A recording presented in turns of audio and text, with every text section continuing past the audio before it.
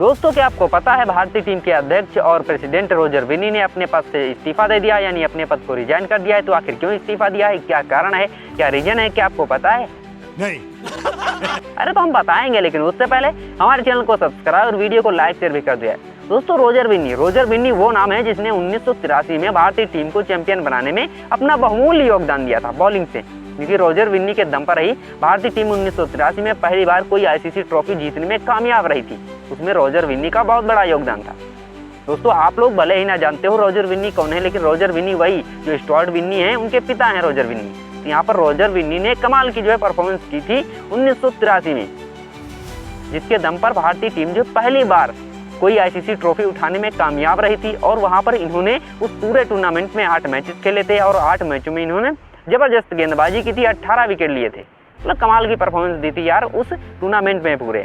और इनका जो बेस्ट था उस टूर्नामेंट का, वो 4 विकेट था 29 रन दे करके, और उनकी जो इकोनॉमी रही थी उस टूर्नामेंट में वो 3.81 की रही थी। तो कमाल की परफॉर्मेंस वहाँ पर रोजर विन्नी ने दी थी। तो रोजर विन्नी एक लीजेंड प्लेयर हैं और इनके दम पर भारतीय जो टीम है उसने वर्ल्ड कप जीतने में सफलता पाई थी 1983 में। तो इसीलिए इनके योगदान को हम लोग भुला नहीं सकते हैं। तो इसी के चलते इनको भारतीय क्रिकेट बोर्ड का अध्यक्ष भी चुना गया था, यानी प्रेसिडेंट चुना गया था 2022 में सौरव गांगुली की जगह पर। क्योंकि सौरव गांगुली को हटा दिया गया था, तो उनकी जगह पर बीसीसीआई का जो अध्यक्ष और जो प्रेसिडेंट था वो इनको बनाया गया था। तो उसी के चलते अब ये अपने पद से भी इस्तीफा दे चुके हैं। क्योंकि अभी तक तो यही थे, 2022 से अभी तक 25 तक करते आ रहे थे, लेकिन यहाँ पर इन्होंने अपनी एज के चलते, क्योंकि इनकी जो एज थी वो ऑलरेडी 70 साल की हो चुकी थी। ये आप सोच सकते हो यार, 1983 का जो बंदा हो वो भारतीय टीम का हिस्सा रहा हो, उसकी उम्र वहाँ पर भी कम से कम 25 साल के ऊपर होगी। और फिर यहाँ पर तो उसकी उम्र 70 साल के तो करीब हो ही जाएगी। और बीसीसीआई का जो नियम है, बीसीसीआई के भी कुछ नियम्स हैं, उनके मुताबिक अगर आपकी एज 70 साल की हो जाती है तो आपको अपने पद से इस्तीफा देना ही पड़ेगा। तो उसी के चलते रोजर विन्नी भी अपने पद से इस्तीफा दे चुके हैं। और ये बीसीसीआई के 36वें प्रेसिडेंट थे, यानी अध्यक्ष ये 36वें नंबर के थे बीसीसीआई की। और सौरव गांगुली जो थे वो 35वें नंबर के थे, उनको 2022 में हटाया गया था।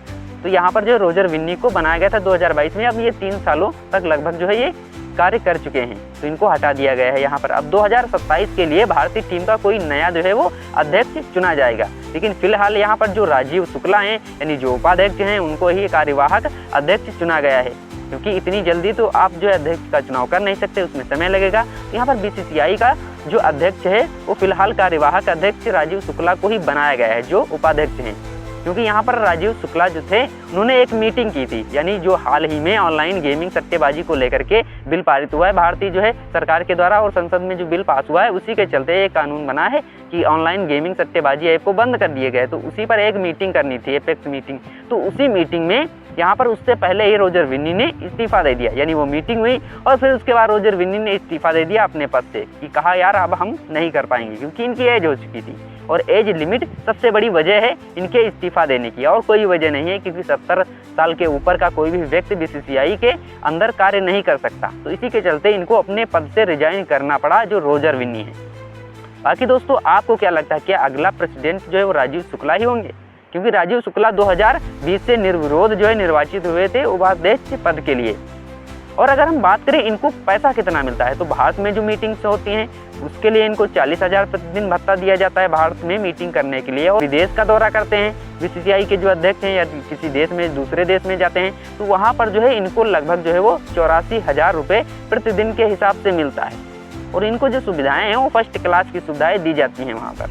बाकी दोस्तों, आपके हिसाब से बीसीसीआई का अध्यक्ष कौन होने वाला है? क्या राजीव शुक्ला ही बीसीसीआई के अध्यक्ष होंगे, यानी प्रेसिडेंट होंगे, या फिर कपिल देव को बीसीसीआई का प्रेसिडेंट बनाया जा सकता है? क्योंकि 1983 में उन्होंने भारतीय टीम को चैंपियन बनाने में अपना योगदान दिया था, तो उनको भी भारतीय टीम का प्रेसिडेंट बनाया जा सकता है, नो डाउट, इसमें कोई शक नहीं है। क्योंकि कपिल देव भी वो लीजेंड प्लेयर हैं। बाकी दोस्तों, आपके हिसाब से भारतीय टीम का जो प्रेसिडेंट है वो कौन रहने वाला है? क्योंकि राजीव शुक्ला की जो एज है वो भी 65 साल के राजीव शुक्ला हो गए हैं, तो ये 3-4 साल ही कर पाएंगे। यानी 70 साल तो एज लिमिट ही बीसीसीआई के द्वारा उसमें डाली गई है। बाकी दोस्तों, आपको क्या लगता है, क्या बीसीसीआई का जो अध्यक्ष है वो एक क्रिकेटर होना चाहिए या फिर एक राजनीतिज्ञ होना चाहिए? क्योंकि राजीव शुक्ला हैं वो एक पत्रकार हैं और एक राजनेता हैं, तो राजीव शुक्ला का संबंध क्रिकेट से नहीं, यानी खेल से नहीं है। लेकिन राजीव शुक्ला यहाँ पर उपाध्यक्ष चुने गए थे। तो क्रिकेट बोर्ड है, इसका अध्यक्ष एक खिलाड़ी होना चाहिए, एक प्लेयर ही होना चाहिए जो क्रिकेट से संबंधित हो। हमें अपनी राय जरूर देना। बाकी चैनल पर नए हो यार तो सब्सक्राइब और वीडियो को लाइक शेयर भी कर देना।